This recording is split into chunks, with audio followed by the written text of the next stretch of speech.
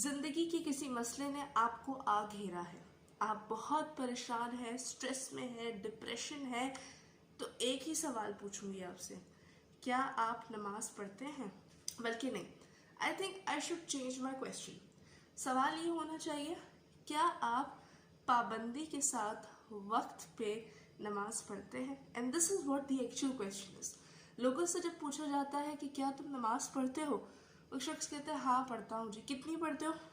فجر رہ جاتی ہے، سویا ہوا ہوتا ہوں، ظہر نہیں پڑھ پاتا، آفس میں ہوتا ہوں، عصر پڑھ لیتا ہوں، مغرب راستے میں ہوتا ہوں اور عشاء میں بہت تھکا ہوتا ہوں تو سو جاتا ہوں.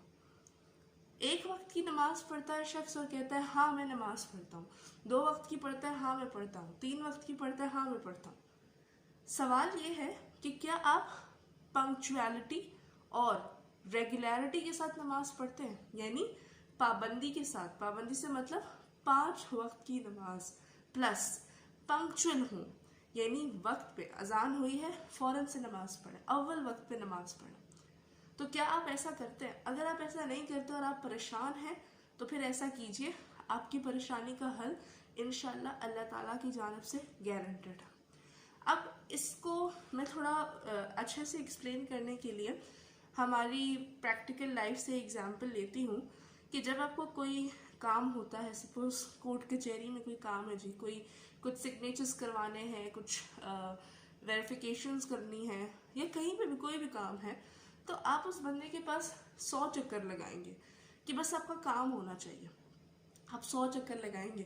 آگے سے وہ بندہ آپ کو ہو سکتا ہے بار بار ڈیلے کر رہا ہو آپ کا کام، یا اس کا آپ کے ساتھ رویہ اچھا نہ ہو اور لہجہ اچھا نہ ہو، انسان ہے نا، تو دھتکار رہا ہو آپ کو، آپ پھر جائیں گے اس کے پاس. لیکن اللہ تعالیٰ کی ذات آپ کو صرف یہ کہتی ہے کہ 5 وقت، میں 5 وقت بلا رہا ہوں تمہیں اور تم 5 وقت بھی نہیں آ سکتے، اور پھر کہتے ہو کہ میں پریشان ہوں، میری لائف میں بہت ساری ٹینشنیں ہیں، رزق کی کمی ہے، گھر کے مسئلے ہیں. آپ اپنے کسی کام کے لیے کسی دوسرے بندے کے پاس 100 چکر لگا سکتے ہیں، لیکن اللہ تعالیٰ آپ کو کہتا ہے کہ صرف 5 ٹائم میرے سامنے جھکو، حاضر ہو، تمہاری مشکلات میں حل کروں گا. پریشان ہو تو تمہاری مشکل حل کی جائے گی، نماز پڑھو.